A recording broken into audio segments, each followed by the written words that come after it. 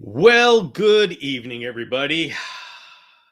Welcome to the question and answer session, live Q&A session on Tuesday night. Every night at 5 p.m. Pacific, and you're watching this on replay, know that you can be part of the live studio audience, 5 p.m. Pacific on Tuesday evenings, and just show up and say hello. This is on both Instagram and on YouTube, and if you're on Instagram and you want a hopping chat, go to the Chameleon Academy live channel. That's where you're going to find a lot of people. But you can be anywhere you want and hang out and say hello or just hang out. So if I go and to the chat on YouTube Live, my goodness. Yeah, okay, that's hopping there. They're competing for the crown. All right, y'all got to know that there's this crown that you get for interacting, and gets to be a pretty intense thing. So, hey, Sakchamungu! I say that differently every time, but hello! Oh, first question of the day. I don't even know what's going on in all of this. Oh, wait a minute. We'll get you your helmeted chameleon question. Yes, I have James 3 is asking the question. Hey, people, time to see if Bill is getting to bed on time. This is because I am using my community to keep me accountable for a healthy life. Can you imagine that? So we're sitting here as a chameleon community, and you guys are making sure that I stay healthy and I can be here for a long time. And yes, the thing that I asked people to check up on me was sleep. And the answer is yes. I actually got 7.5 hours of sleep, and then today I got like 5.5 hours of sleep, and that's actually good. So thank you very much for checking James 3. I forgot that I told you to keep an eye on it, but yes, now that I know, it helps me be accountable. So okay, I'm just going to go through all of the chats and collect. Oh, time for the Q&As. I'm steady ready by my fogger. Oh, hey, Joe. Oh, Wayne Beatties has got to mute for now. Okay. All right. You go ahead and mute, but that's okay. We'll be here and we'll be looking good. All right. So now that I've gone through all of the chat, if you've got a question, anybody's got a question, put it in the chat. That is what this entire show is about. Tonight, Tuesday, is question and answer session. These are my office hours for you to come and ask your chameleon questions. So please do not be shy. Ask whatever chameleon questions you have for the benefit of everyone. And we have, Lisa says, hey, pretty people. Yep, came to the right place. Considins. I'll say a difference every time, but says, have you ever kept a helmeted chameleon? Saw one at a local pet store. Yes, I have kept many helmeted chameleons in the nerd circles. We call them Trioceras honelii, Ho-ho-ho-neely. We say it different. I say it different every time. I have no idea how I'm going to say it next. But yes, they are wonderful little chameleons. They are a community favorite. They're not as common as you would think. The care for them is very much like Jackson's chameleons. They see the challenge with honelii, and that's what I'll call them because I'm a chameleon nerd, is that the species is actually widespread across Kenyan elevations, which means that they come from different parts of the mountain. And that means that in different areas of their range, they're going to be experiencing different nighttime lows. As we know, especially the Kenyan species, Jackson's, honelii, they are sensitive to nighttime lows. They need nighttime lows. And so this is why we pay attention to where they come from, because the different elevations will get different nighttime drops. And with Jackson's is important. So the Machacos Hills and the Zanzalofas, they're actually at kind of the same level. But the Miramontanas, which used to come in, they're very high. And so they're going to need a deeper nighttime drop.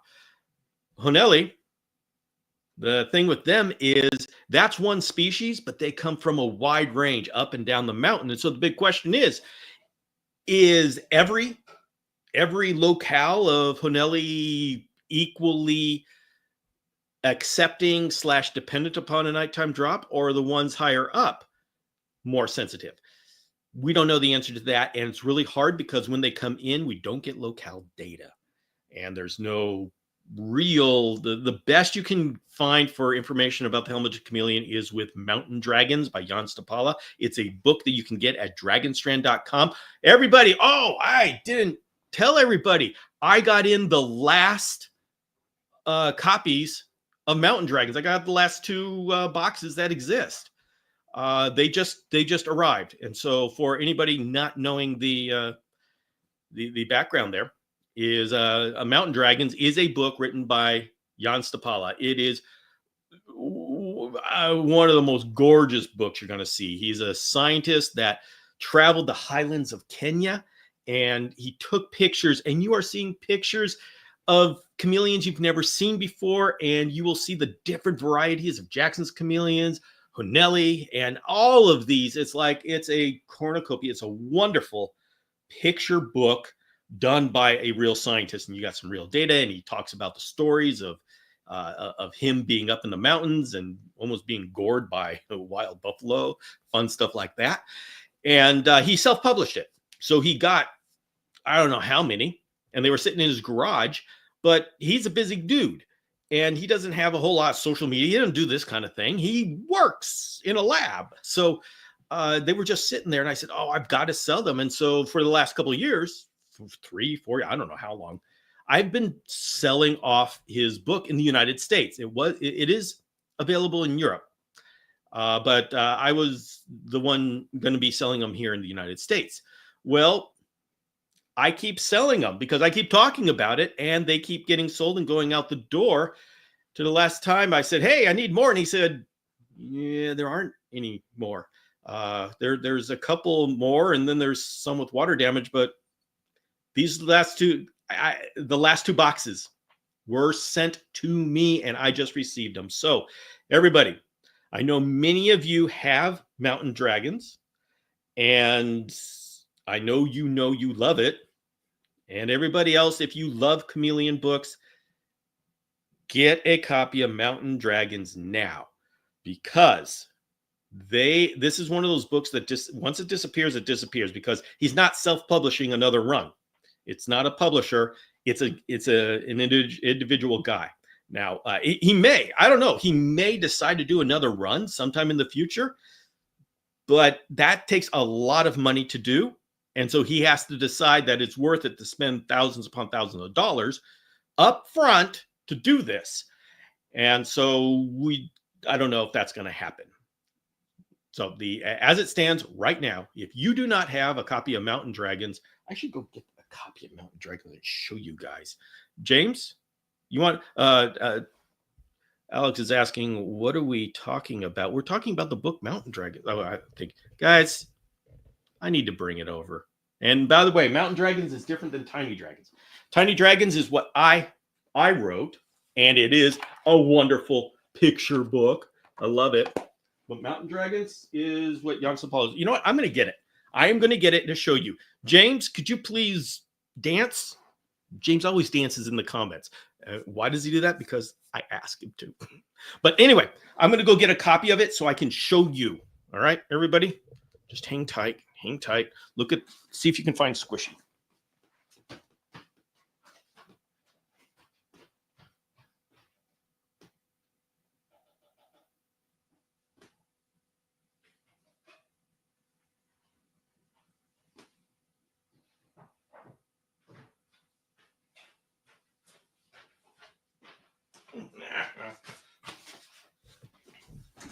All right, everybody. I'm back. This is the book Mountain Dragons. And already, there's your helmeted chameleon right there on the cover. It is a gorgeous book. But Bill, you speak so highly of it. How can it truly be everything that you say it is? Show us the inside. You know what? All right, you asked for it. That's the first page right there. Have you ever seen the Jacksons like that? No. You're going to see a lot of that kind of stuff in this book, things that you've never seen before. Chacos Hills, Jackson's Chameleon. Look at that, guys. So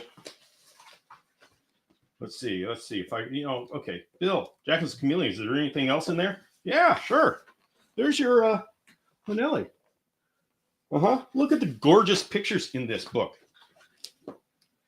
And I gotta. You know what? I'm going to show you.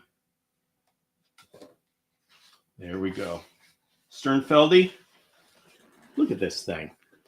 Look at that thing. You ever see that before? Yeah, the only place I've seen it is in this book. So this is it. Go to dragonstrand.com and you can buy the book there. And I'm about to load up the last copies. And once those are gone, I don't think we got more. So Janet says read page 27. Alex is asking, any more left? Yes. So this is what I'm talking about. I just got the last 20 copies. I think there's only 20 copies that I got. I got the last 20 copies that are in existence from the garage of the guy who published this, the last 20. So get one. And this is what happens with Chameleon books. They just do a one run because, Chameleon community is kind of small, and then they disappear. And you're lucky if you can find a used one because people just don't give them up. So there you go. Con Sid Inies. You can ask me any other questions you want about the helmeted chameleon. Sakshumungu says, update on the new Baby No See Baby. By the way, James, thank you very much. I see you dancing there. I appreciate it. You're a team player. You're part of what makes this happen, man. Sakshumungu is updating us on the new Baby No See Bay. That's a locale of Panther Chameleon. He still viciously bites his branch and the Schefflera branches. Bit concerned since I think Arboricola are toxic. Well, if he keeps on doing it, it's not. Arboricola is said to be toxic, but chameleons have ignored that and have been chewing up Schefflera for decades. So this doesn't raise any warning flags in my mind.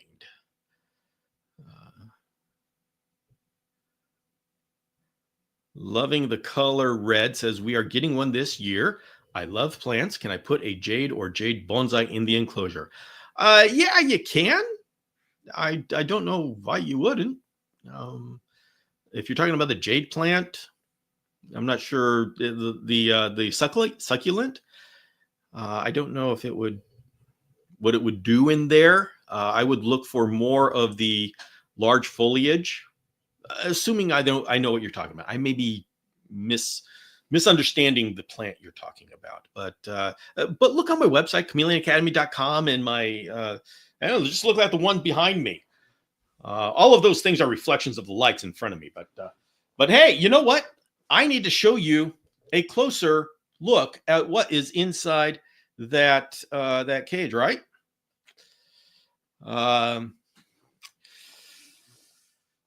James, it's time. It's time that we do a releasing of the fog. So yes, this is what we have. This is what we do special here, is we do a releasing of the fog. So Foggy Baby James says, all right, we got to put this up. So that comment is up while I open the door. There we go. The releasing of the fog. And probably on Friday, we are going to be doing the official introduction of Spearmint into this cage. Probably, actually, maybe on Saturday we'll do that. Maybe on Saturday we'll do that. Because he's ready. He's ready. So,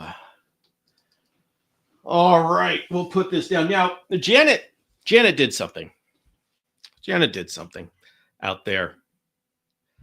Janet said, read page 27. Everybody know what that means? Whenever somebody like throws out a page number, I go to, Janet, I got to ask you, do you mean read page 27? Usually that's of Tiny Dragons. And this is chock full of husbandry advice. And so if you post a page, then I take a look at whatever page it is, and we talk about the topic on there. I read a little bit and we talk about the topic on there. Did you mean, Janet, I need to respect this. Do you mean page 27 of Mountain Dragons or Tiny Dragons? Now, for those Tiny Dragons, if you're interested, and Concidians, I don't know. If you want another book, this is the book that I wrote. It's called Tiny Dragons, and it's all about taking care of chameleon hatchlings. And this is available on chameleonacademy.com. So yeah, another website. I'm all over the place. And this one is fully illustrated with pictures, and it tells you all about the husbandry of taking care of hatchling chameleons. And it kind of doubles as being chameleon husbandry, but it's through the lens of hatchlings, which is what we really don't have. So, okay, Janet, I need to... Oh, the Mountain Dragon. She says a Mountain Dragons book. Okay.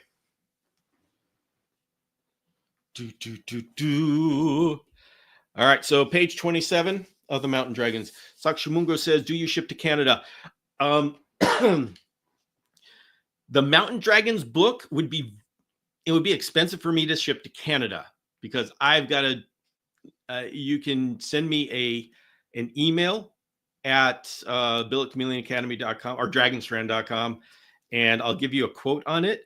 The Tiny Dragons book, yes, you can go, and the publisher there will publish it in Canada or knows how to get it there. So it's a lot easier to get the Tiny Dragons book. Tiny Dragons, Shukshimungo says, Tiny Dragons, yes, go to my website, chameleonacademy.com, and click the link, and you will see that there is a link in the product page that will take you to the publisher, who will be able to get you a much better price in shipping than I would. So, teamwork. All right, page 27. All right, Janet, page 27 it is. So I am going to... Page 27. All right, well, Janet, this is a page 27 is about the helmeted chameleon. Very timely, Janet. Very good. Did you do that on purpose?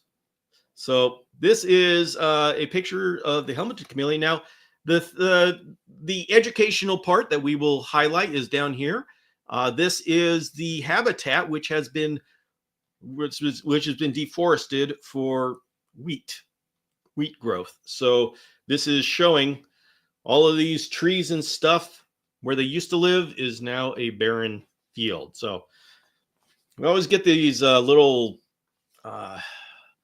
reality checks. But thank you very much, Janet. That was page 27 of Mountain Dragons. So,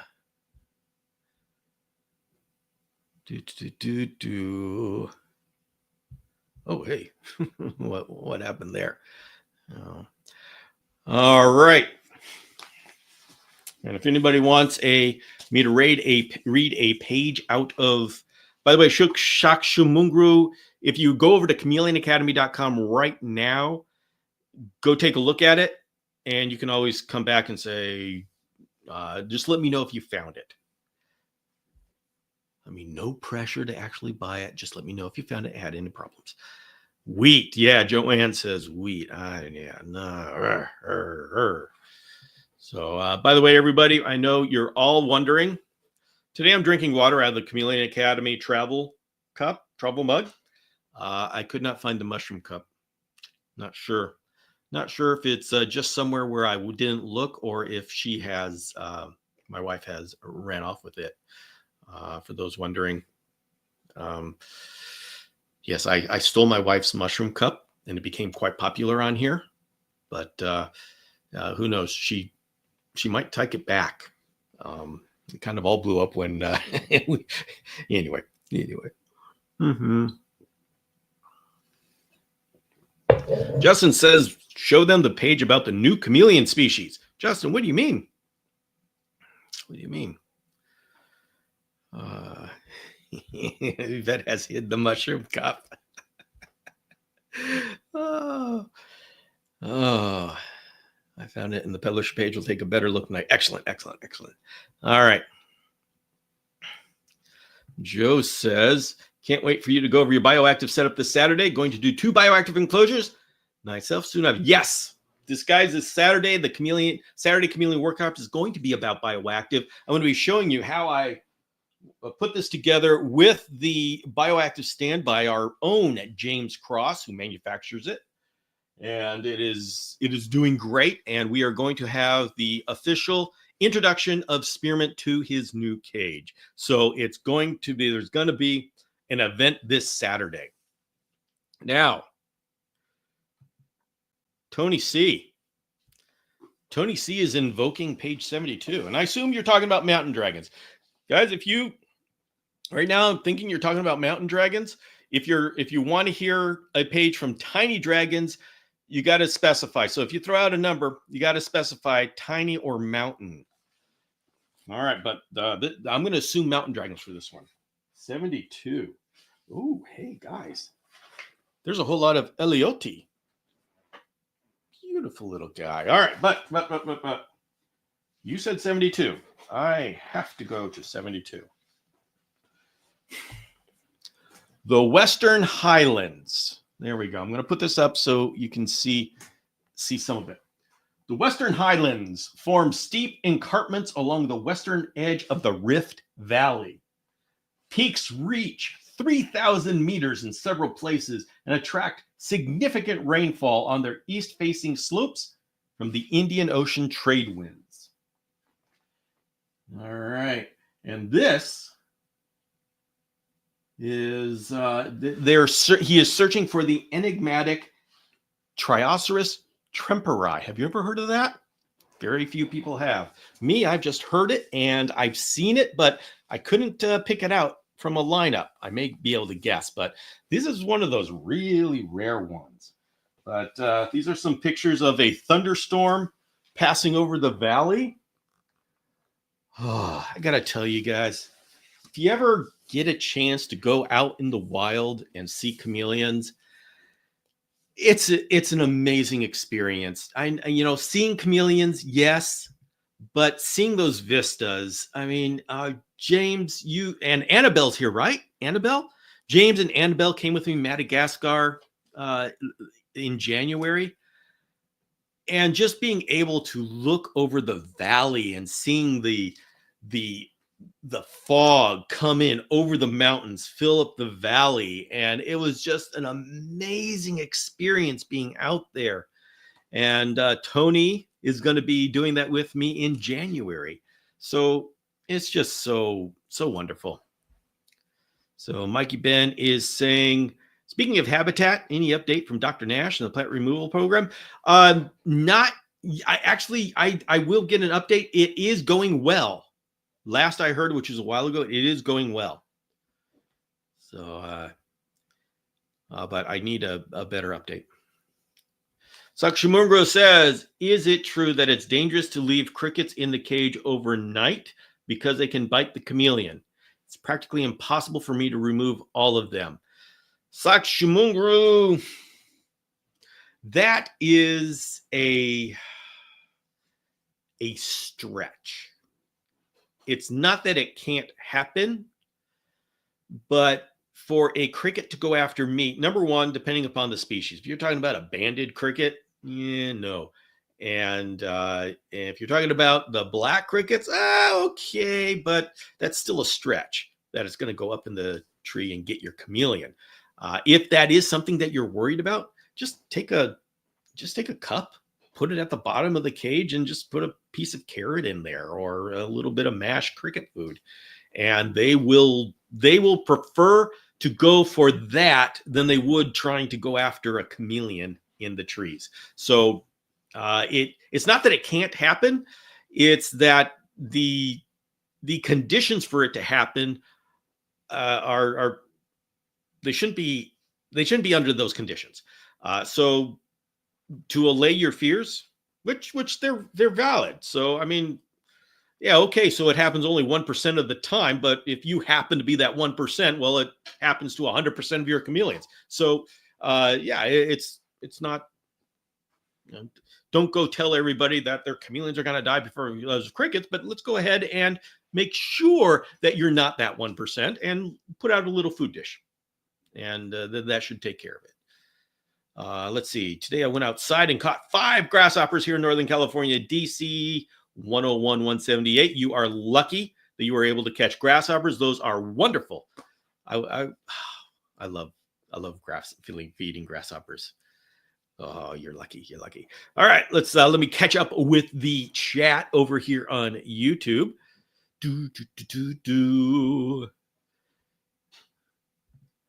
Bifidus update. Yes, we should be having a Bifidus update. I don't have an update for the Bifidus.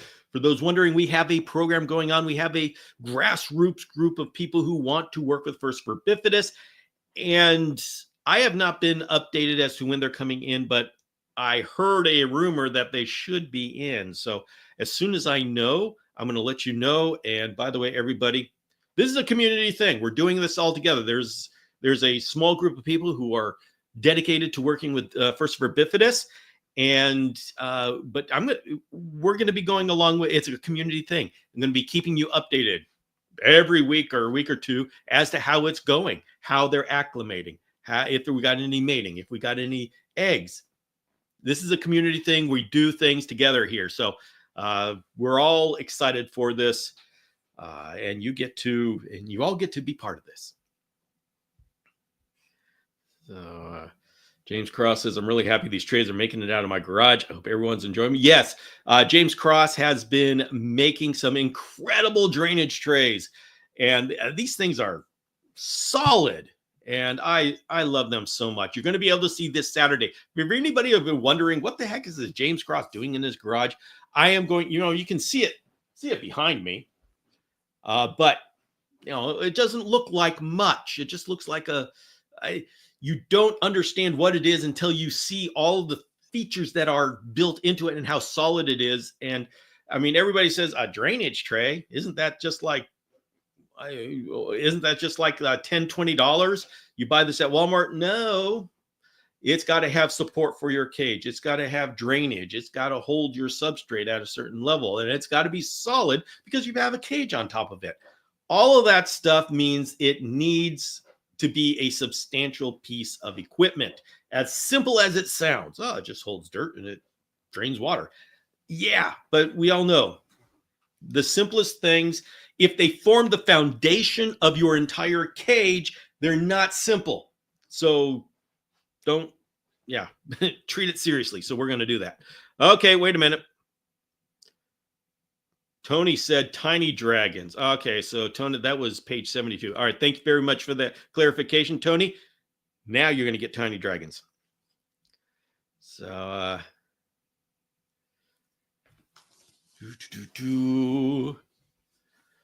DC says, hey, Bill, our chameleon is maybe 7 months old now, and today when I went to open the cage, he fired up and opened his mouth at me. He's all spikes now, I guess. Yeah, 7 months. That's about the time it happens. Everybody, when you have a baby chameleon, hatchling chameleon, they are scared of everything. They are nature's candy. Everything eats them. And so, if you've got a baby chameleon, yeah, they're hiding a lot because that's what they do to survive. But there comes a point where they grow up and they say, wait a minute, this is kind of my domain. You are the one who doesn't belong here. And they stand their ground. I remember the first time Clancy, my veiled chameleon, who was a scaredy cat, I hatched him out. He's a scaredy cat all of his life until one day he started getting his adult colors in. He's just a young adult. It was like 4 months old. I mean, oh, hey, I need to, let's see. Where did I include that? I know I moved it around. Let me see if I can. I believe I have a growth chart in here of Clancy. Oh, come on. But I know I moved it around, and so it isn't where I remember it being. This book became a big thing. It is a lot bigger than, it ended up a lot bigger than I originally intended. So I don't know, where is it? His anyway, Clancy at 4 months became, all of a sudden, got to the point where he was not in the mood. Oh no, not in the mood to back down, and he stood his ground. And see, that's what happens. And now DC's Panther is now standing his ground, deciding he's not interested in being pushed around anymore.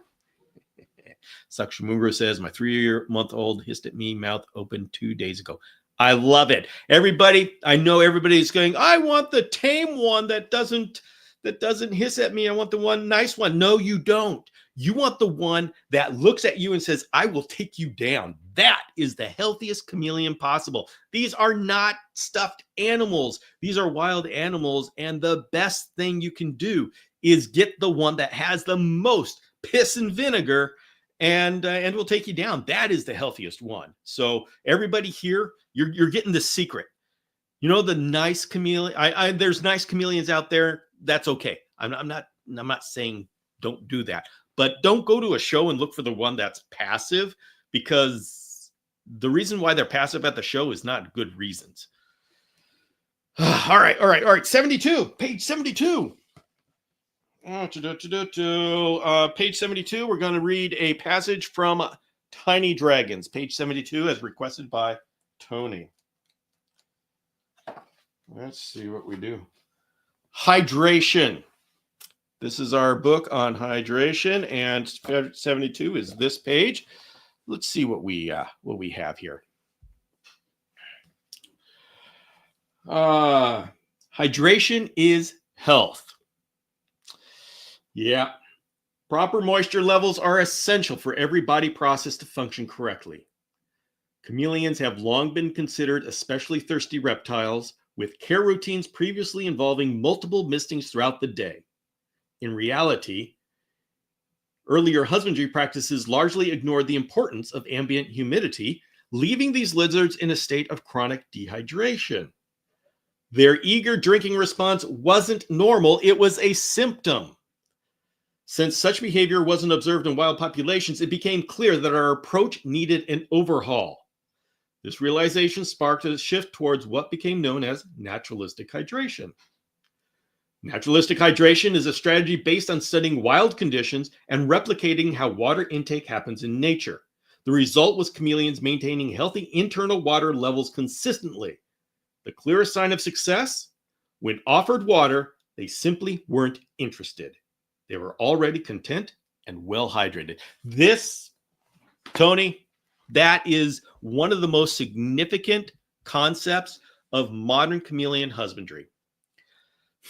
For decades, we had all been saying chameleons, boy, they just keep drinking. You spray them and spray them and spray them, and they keep drinking. This is because they were chronically dehydrated. And we knew that there was a problem. We just don't, how do we solve this? And the problem is we all had screen cages. Remember, chameleons need screen cages or they'll die of respiratory infections. No, BS. All right. The problem with screen cages is we were keeping them in low humidity. So they were constantly drying out. By low humidity, most of our houses are at 30% humidity or something like that, because our houses aren't designed to handle high humidity. And I know some people are saying, oh, that's not my problem. And, we got to battle black mold all the time. Yeah, there are some houses where you do have high humidity, so that's not going to be as much of a problem. But that's the problem with screen cages.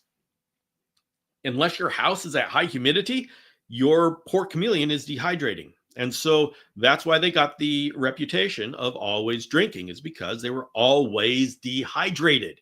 And when you're always dehydrated, you're always drinking. And so we decide not that something's wrong that we need to fix.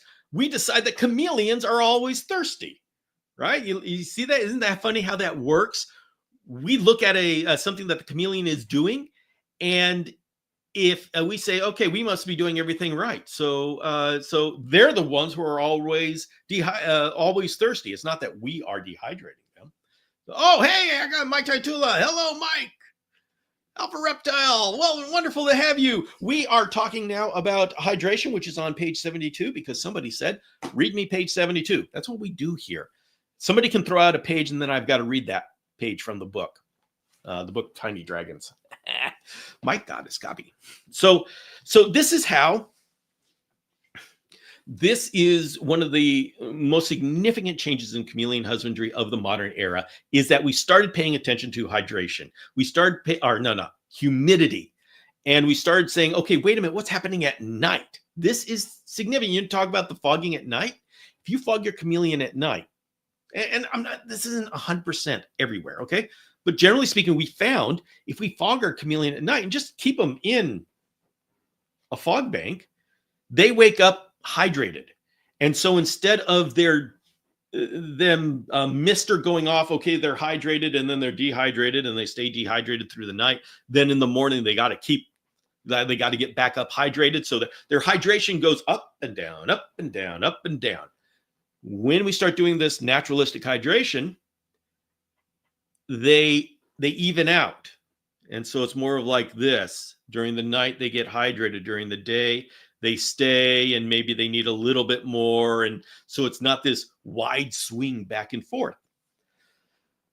Guys, I mean, if you are starting to learn chameleons right now with your husbandry, and you're just saying, okay, what's the husbandry? And you're taking what we know right now, you are benefiting from decades of us trying to figure this out. And so it's wonderful that we finally have approached this, and we've changed our husbandry, and we've taken away this big mystery. It's been literally decades of me trying to figure out, why are chameleons in the wild not totally dehydrated? I mean, you look at them always drinking, you would think, okay, dry season, they should just die, right? Nope. So this is why. This is why it's good for us always to be growing and always to be learning. Mike Tektula, another pair of Thamnobates is becoming available in Canada, and I'm so tempted again. I would be as well. Guys, one of the best influencer shirts is the Bradypodian Thamnobates from Alpha Reptile, Mike Taitula. And I love that shirt. I'm going to wear it. I should wear it next time. If you, I should run and get it right now. I know, okay.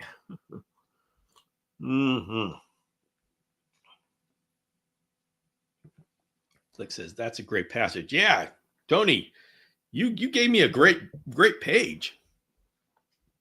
So, whoo. Oh, wait, I got another page request, page 35. All right.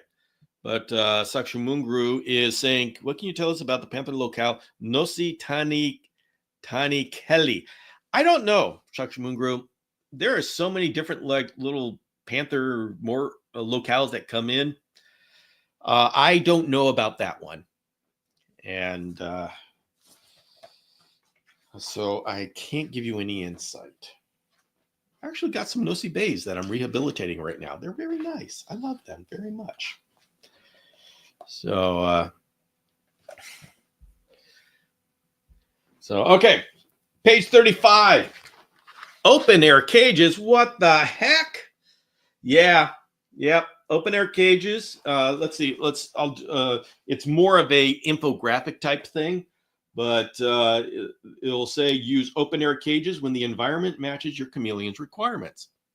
Yeah, and everybody, you can use open air cages. They're called like free ranges and stuff like that. I don't like free ranges because the chameleons aren't getting the light or the humidity I mean, people like, oh, I'm going to put them out there and give them a chance to walk around. Yeah, well, you know what? Chameleons really don't need to walk around. They like to find a place that they feel safe, and then they hang out. So if you do the cage correctly, that should be all the chameleon really wants. Now, I will say panther chameleons sometimes do just wander. So you know your chameleon, but don't think that their cage is a jail. Their cage should be their sanctuary, and chameleons are not. Chameleons are the type that if they find a perfect place, well, they kind of like sitting there. They don't need to do laps. Although that there's another aspect to that. Yes, if they just sit there, they're not exercising, they're not burning calories. We got to make sure we don't overfeed them. So it's, layers, onions, layers. So the advantages of open air cages: simple, inexpensive, and plastic bins are easy to find. Disadvantages: difficult to modify humidity, prone to escape, and house pets can disrupt. So you're thinking, okay, that's interesting. Remember that this book is about babies. And so I made sure that I covered a number of use case scenarios in this book. One of the main use case scenarios for us in the chameleon world is surprise Jackson's chameleon babies. And so it was very important whenever I talk about babies, and that's one of the reasons for this book, is that somebody got a female Jackson's chameleon, didn't get a male because they don't want babies. A year later, and they're still figuring out chameleon husbandry, a year later, she has babies. And you go, what the heck? Yeah, they store sperm and they can impregnate themselves, start a gravid cycle, and then give you babies. And since they're live birth, this could be a complete surprise. You walk down one day and all of a sudden there's a cage full of babies. What do you do? And so this book had to cover the case of somebody not being ready for babies and all of a sudden having 20 babies. What do you do? So when I show a bin like that, I'm not saying those of you who are getting a 3-month-old panther chameleon from a reputable breeder to go out and get a plastic bin. You need an adult size cage. What I'm saying is, if in a pinch, say your clutch hatches before you're ready, or you get surprised Jackson's chameleon babies, in a pinch, you can set up an open air cage for your babies. It works. In fact, my number one response to what do I do? I'm in a panic. I just have a bunch of babies. What do I do? You plug the bathtub, you put a bunch of houseplants in the bathtub, and that becomes your emergency cage for all of your Jackson's chameleon babies. And but Bill, you say you can't keep chameleons together. I say that's improper husbandry, but in a pinch, what are you going to do? You can, and especially when they're babies. The danger of keeping them together starts at level 1, and as they grow up, it slowly increases up and up and up until it becomes the babies start dying and being weak and all that kind of stuff. But in a pinch, like when they're first born, they're not going to be the cohabitation stress is kind of low. So that's a great way to start. And then you have time to breathe and race and figure out what you want to do. Do you really want to raise them all? Do you want to give them to somebody else who has the experience? This is where you can you give yourself the time to decide what to do. Mm-hmm.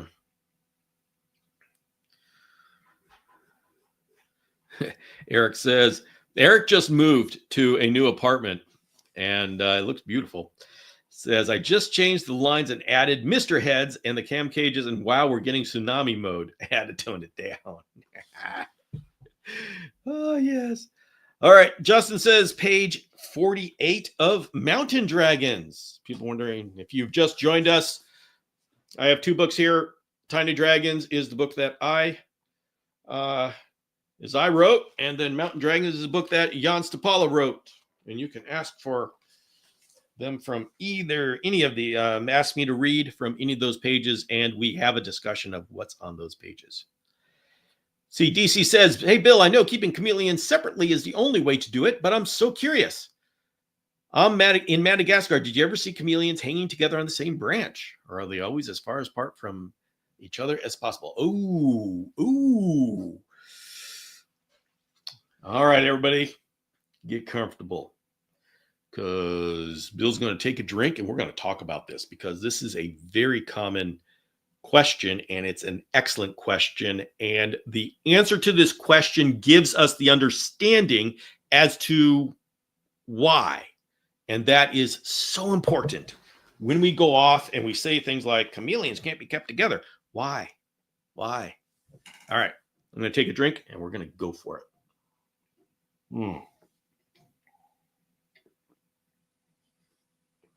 Gonna need an extra drink for this one. Okay. So chameleons have a certain level of social interaction. They have to because they got to mate, they got to reproduce. And chameleons have as complex of a communication structure as other animals. They let you know when, hey, I don't like you. Hey, I like you. I'm gravid. Don't come near me. I'm a receptive, or I want to check if you're receptive. And so there's a lot of communication going on. So it's not that chameleons hate each other. They interact with each other, and they flow through the same bushes. They see each other. They walk on by. And so there is definitely interaction between chameleons, and it's not always a stressful interaction. But here's the thing. Every animal has a certain radius, a social radius. So a chameleon, they are comfortable with their bush. And when another chameleon comes by, they're either threatened or they don't care. And, just like human beings, sometimes somebody walks by you, you say, oh, I feel threatened and I don't like you. Or it's just, I don't care. Okay, they're just walking by. And it depends on your mood. It depends on how you interpret what they're doing. Oh, that's kind of stuff. And, okay, chameleons may be a little bit simpler, but it's basically the same dynamic. Here's the thing. When they do meet and they decide, okay, I don't like this. You're now a competition for my resources. I don't like you. What happens? Well, they have it out. And the loser leaves the bush and goes somewhere else. And so that is a free flow of movement that goes in and out. Now, what happens when you have that conflict, but one of them can't leave the bush? Well, if leaving the bush is the sign that this conflict is over, well, then now we have cut off the ability for the chameleons to finish their conversation. We've cut off the ability for the chameleons to finish the fight. And so the fight continues. Now they get tired of, and then they settle down. And maybe they don't go, like Jackson's chameleons, male and female. They flash to each other. And this is in our eyes. Our eyes, we see them flash to each other and then they stop. Well, in our eyes, the fight's over. No, in their eyes, the fight is not over because that one has not left the bush. The female's going, no way, I don't want a male around because he won't leave me alone. The male's saying, oh, okay, I gonna keep trying or whatever. It happens at a lower level. And so it continues to happen until one of them can leave the bush.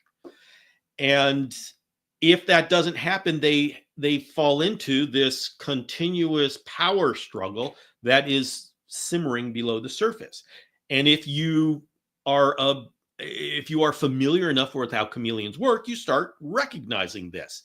The dominant one will zap the cricket that the submissive one is trying to get. And so the submissive one stops trying to eat. Now, if you don't know to be sensitive enough to watch for that, you don't see any conflict going on, and it looks like they're doing just fine. And we hear that all the time. People saying, I've kept mine together and they're doing just fine.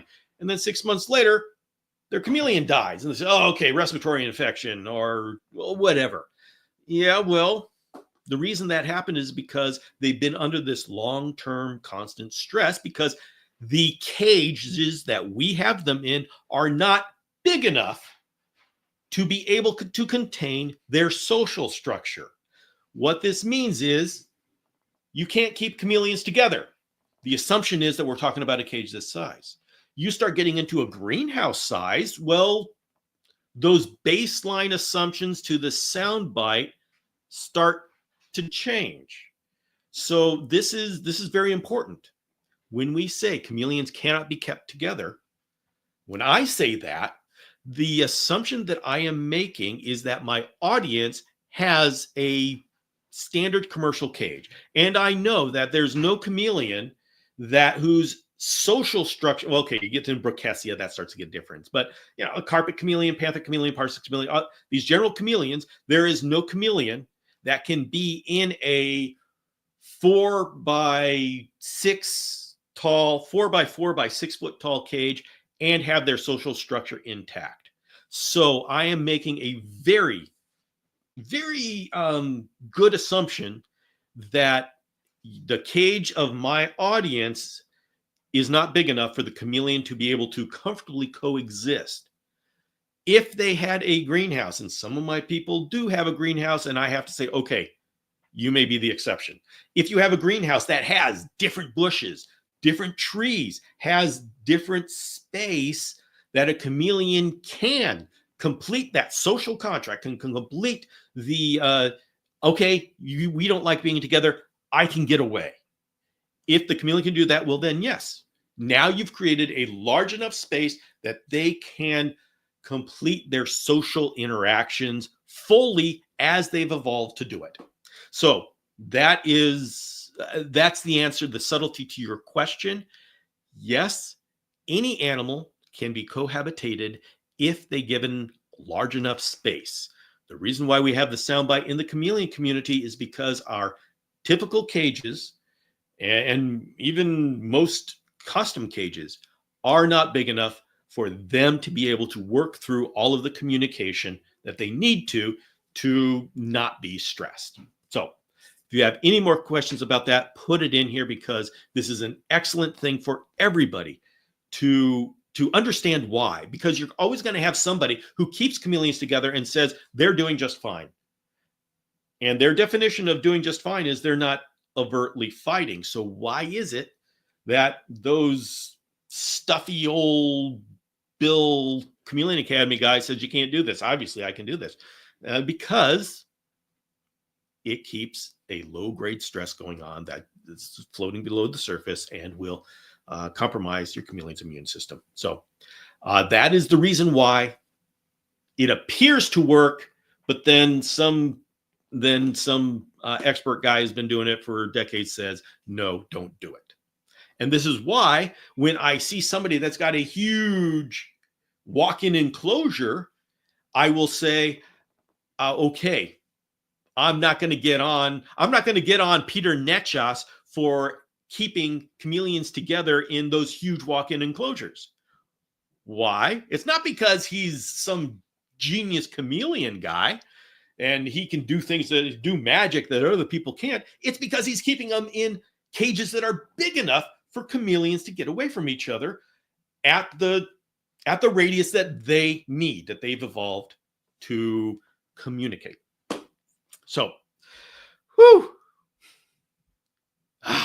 love that. Love these kind of discussions and questions.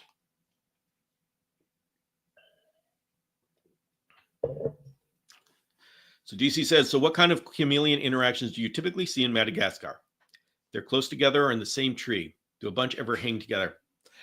The only time I see chameleons together in Madagascar is if they're trying to mate. We've seen that. We saw that. We saw they're either mating or they're fighting. So we saw that with some panther chameleons. Two males were fighting. We saw a male and a female. He was trying to mate. She was trying not to mate. And so it was like that conflict. Other than that, they stay away from each other. And we don't see them together. Now, there are instances, and there's recorded instances, where they are found together. And if you go and you listen to, what's her name? Why? Oh, she was on my podcast. The one who lives in Hawaii and has Jackson's chameleons in her backyard, and she does, and she just watches them, and she sees individuals come to the tree, and they all kind of hang out, and then they leave. And why? Well, they have the freedom to leave when they want to, and so they do congregate, and you can't. In nature, there are limited number of trees in space, so they are going to interact.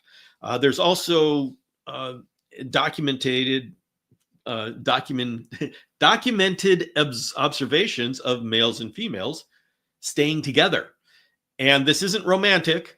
It's because the male has mated with the female, and it's called mate guarding, and wants to make sure that no other male comes in and mates with her and gets rid of his progeny, so to speak. So, people kind of take a look at this and say, ha, see, they do like to be together and they're romantic and they love each other. No, I'm sorry. That's like the furthest from a romantic relationship. They're mate guarding. They're there are these indications, and there are times like when babies hatch, they're all going to go up and they're going to be looking for pretty much the same thing to be safe. And so they will be around each other, but we need to be careful to interpret, are they around each other because they just happen to be there, or are they around each other because there's a demonstrated benefit to being with each other? And there's a lot of animals where that is true. If you're around each other and a predator comes by, it's not going to get all of you. It's only going to get one of you. So there's a defense thing. That's a benefit. Or do you work together like human beings? I mean, we generally hate each other, but we need each other because, boy, we can do awesome things when those few times that we actually work together. So, human beings, we make these social groups. We have a benefit. Dolphins, whales, there's a huge benefit to being together. Deer, there's a demonstrated benefit, because whenever you have another thing like you in the same area, you're competing for resources. So on the surface, you don't want other things around you that eat your food. You need a demonstrated benefit for sharing your limited resources with another of your kind. And that's why, generally speaking, I say, unless you know that there's a demonstrated benefit, don't cohabitate. Now, there are some reptiles where there's a demonstrated benefit, like green tree skinks. They want to be with each other. They're social. Okay, well, then keep them together. Chameleons, no, don't keep them together. Now, where this gets a little hazy is, what about a species where there's no real strong interspecies aggression, like dart frogs, Brachysia, Euryplatus, all these things. They can and have been kept together, and they're commonly kept together.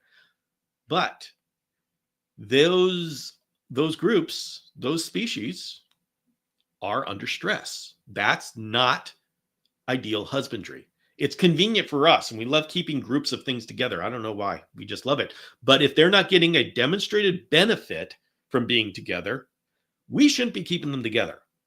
And so I will leave the dart frog community to figure out their own thing. I am not a dart frogger, and so I don't have the street cred to tell them what to do.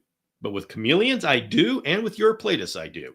So I work with Misty Mountain Fence. We work together. One of the top Euryplatus fantasticus breeders in the world. And yeah, we should be keeping Euryplatus separately, because there's no benefit for them being together, and they do stress. There are times where they get in fights, they lose their tail. Just because they can be kept together, at least to our eyes, and they can live, doesn't mean that's the right way to do it. So there's a challenge to anybody here who has reptiles that supposedly can cohabitate together. If you don't know, if there isn't an express benefit for them to be together, then I'll go out on a limb and say you shouldn't be keeping them together. So that's my hot take for the day that will get a lot of controversy. But hey, what the heck? Let's spice it up a little bit. My daughter is 6 years old. She's asking me to tell you guys that she caught a huge grasshopper today with her net by herself out in her field. She's very proud. They're not easy to catch. No, they're not easy to catch. I have tried to go out there. I was out there with James Cross running around the dunes with Dean Missimer and Matt Gallup, and we were trying to catch crickets, or not grasshoppers. Those things are tricky to catch. I caught 2 on the entire weekend. So she did a good job. Tell your daughter that we're all very impressed, and that she's she's doing better than most of us. So tell her to keep it up, because her chameleon loves grasshoppers. So good job. Whew. Oh, all right, everybody. Wow, we have hit the end of today. Wow, this is quite the show. This is a good show, everybody. Thank you very much for joining. The next show, I will be on live tomorrow at the Reptile Show Reporter, and that's, you know what? We don't get anything done during that show. It's just like a complete. Sean tries to do a topic, and I try to keep him off topic, so it's just like we just mess around. Don't expect anything great from tomorrow. Just come and have a good time. But the next time I'm going to be here as a chameleon guy. Oh, everybody. Oh, my goodness.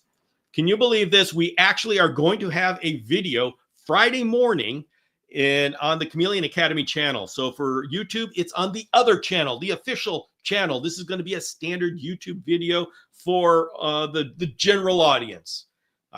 Everybody, I had to separate my channels between the standard video channel and the live channel. We don't have to go into why I had to do it, but it's turned out to be a good thing. So the other channel, the video channel, we're gonna Friday morning, 5 p.m. No, sorry, 5 a.m. in the morning Pacific time. It's gonna premiere, and we get a live chat. So if you want to join me and the diehard Chameleon Academy community on the YouTube channel, Chameleon Academy, 5 a.m. Pacific, you can be there for the first show, and we're going to be doing a chat in the morning.